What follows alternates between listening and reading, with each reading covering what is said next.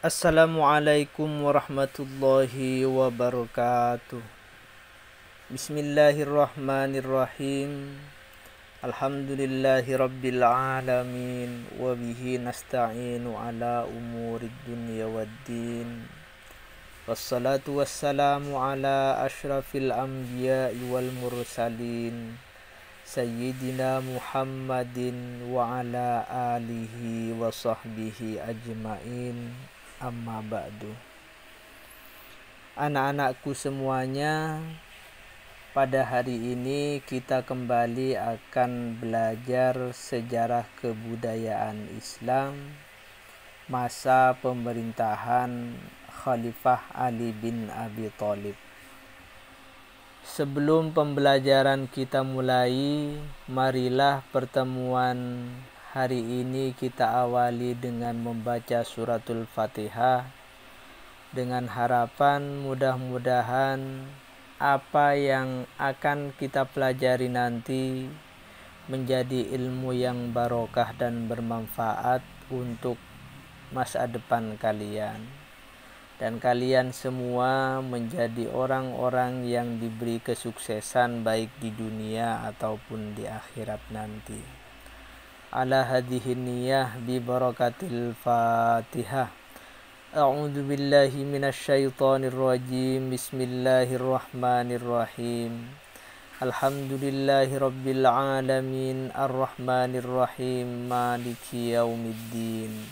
Iyyaka na'budu wa iyyaka nasta'in. Ihdinas siratal mustaqim, siratal ladzina an'amta 'alaihim ghairil maghdubi 'alaihim waladdallin. Amin. Setelah Khalifah Utsman bin Affan wafat terbunuh, orang-orang muslim mulai berunding siapa yang akan bisa menggantikan posisinya sebagai khalifah.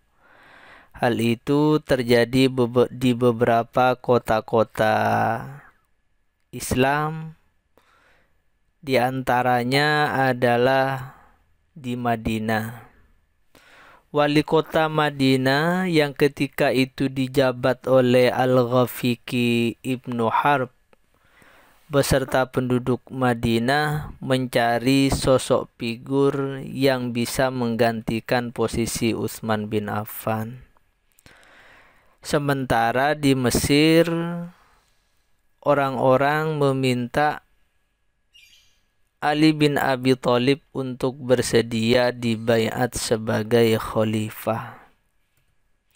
Sedangkan penduduk Kufah meminta Zubair bin Awam untuk bersedia menjadi khalifah pengganti Utsman bin Affan. Dan penduduk Basrah meminta Thalha bin Ubaidillah untuk bersedia menjadi khalifah. Sementara penduduk Madinah sendiri meminta Sa'ad bin Abi Waqqas dan Abdullah bin Umar untuk bersedia dibaiat sebagai khalifah.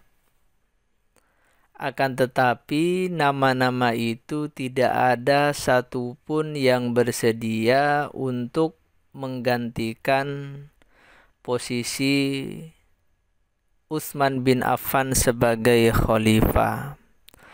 Sampai akhirnya kemudian orang-orang bersepakat untuk membaiat Ali bin Abi Thalib sebagai khalifah. Ali bin Abi Thalib yang awalnya tidak bersedia karena terpaksa, maka kemudian beliau menerima baiat kaum muslimin untuk menjabat sebagai khalifah. Khalifah Ali bin Abi Thalib dibaiat menjadi khalifah pada hari Jumat tanggal 5 Zulhijjah tahun 35 Hijriah. Orang yang pertama kali memberikan baiat kepada Ali bin Abi Thalib sebagai khalifah adalah Al-Ashtar An-Nakhai. Baiat dari Al-Ashtar An-Nakhai ini kemudian diikuti oleh Zubair bin Awam, Talha bin Ubaidillah, Abdullah bin Umar, Sa'ad bin Abi Waqqas, dan penduduk-penduduk muslim yang ada di Madinah. Alasan Ali bin Abi Thalib bersedia dibaiat sebagai khalifah yang pertama adalah satu, para pemberontak berusaha menunda proses peralihan kekhalifahan. Sehingga kalau Ali bin Abi Thalib tidak segera menyatakan bersedia menjabat sebagai khalifah, maka akan terjadi kekosongan pemerintahan yang itu akan bisa berakibat fatal pada penduduk-penduduk muslim yang ada di Madinah atau yang ada di sekitar Madinah. Yang kedua, tujuan Khalifah Ali bin Abi Thalib bersedia dibaiat sebagai khalifah adalah untuk mempertahankan kesatuan dan memutus fitnah. Karena masyarakat muslim yang sudah tidak memiliki khalifah seiring wafatnya Khalifah Utsman bin Affan, ini mulai banyak perselisihan tentang siapa tokoh yang akan dibaiat sebagai khalifah, dan juga terlibat dalam perselisihan besar tentang pihak mana yang telah membunuh Khalifah Utsman bin Affan. Sehingga kondisi ini segera harus diputus dengan segera dibaiatnya seseorang untuk menggantikan posisi Khalifah Utsman sebagai khalifah. Yang ketiga adalah seluruh umat Islam dari kalangan Ansor dan Muhajirin bersepakat untuk membaiat Ali bin Abi Thalib sebagai khalifah, kecuali dua orang, yaitu Nizar dan Yasir. Yang keempat adalah kaum muslim bersepakat bahwa Ali bin Abi Thalib adalah sahabat Nabi yang paling utama. Jadi sepeninggal Abu Bakar, sepeninggal sahabat Umar bin Khattab, dan sepeninggal Khalifah Utsman bin Affan, kaum muslimin bersepakat bahwa sahabat Nabi yang paling utama dan tersisa ketika itu adalah Ali bin Abi Thalib. Sehingga kesepakatan itu kemudian diajukan kepada Ali bin Abi Thalib dan dianggap sebagai orang yang paling bertanggung jawab untuk memimpin kaum muslimin ketika itu. Selama menjabat sebagai khalifah, Ali bin Abi Thalib membuat beberapa kebijakan dan tanpa melakukan perluasan wilayah Islam. Kebijakan-kebijakan Khalifah Ali bin Abi Thalib dalam bidang politik adalah mengganti para gubernur yang dianggap kurang cakap. Jadi pemimpin-pemimpin provinsi atau gubernur-gubernur yang dianggap kurang cakap, yang dianggap kurang melayani masyarakat, itu kemudian diganti oleh Khalifah Ali bin Abi Thalib. Yang kedua, menarik kembali tanah dan kekayaan milik negara. Jadi seperti kita ketahui bersama bahwa tidak sedikit tanah dan kekayaan milik negara yang ketika pada masa Khalifah Utsman bin Affan banyak dikuasai atau digunakan oleh keluarga-keluarga Khalifah Utsman bin Affan. Sehingga ketika Ali bin Abi Thalib menjabat sebagai khalifah, tanah dan kekayaan-kekayaan milik negara itu kemudian ditarik kembali menjadi tanah negara. Yang ketiga adalah memindahkan ibu kota pemerintahan dari Madinah ke Kufah. hal ini dilakukan oleh Khalifah Ali bin Abi Thalib karena merasa bahwa Madinah belum steril dari para pemberontak-pemberontak yang telah membunuh Khalifah Utsman bin Affan, sehingga dibutuhkan kota baru yang lebih tenang untuk kemudian dijadikan pusat pemerintahan.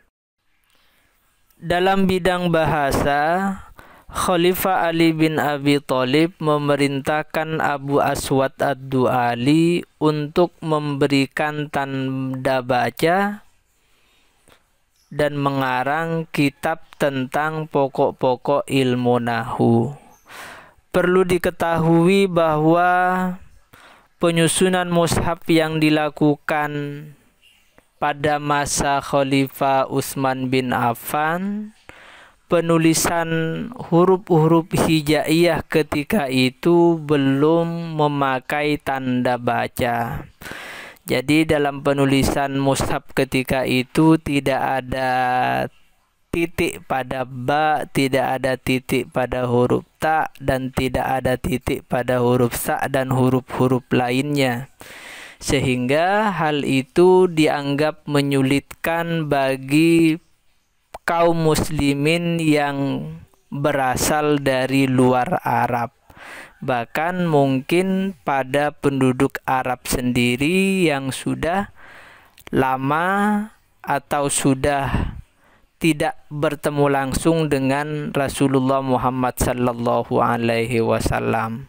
Sehingga Khalifah Ali bin Abi Thalib menganggap penting untuk memberikan tanda baca dan juga harokat dengan mempelajari ilmu nahwu.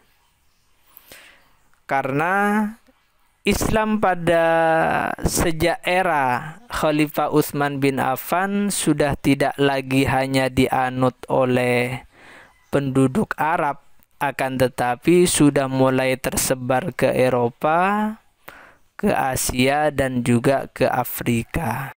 Dalam bidang pembangunan, Khalifah Ali bin Abi Thalib berusaha membangun kota Kufa dengan mengatur tata kelola kota, sehingga Kufa ini menjadi kota yang bersih, kota yang memiliki peradaban tinggi dan memiliki tata ruang yang baik.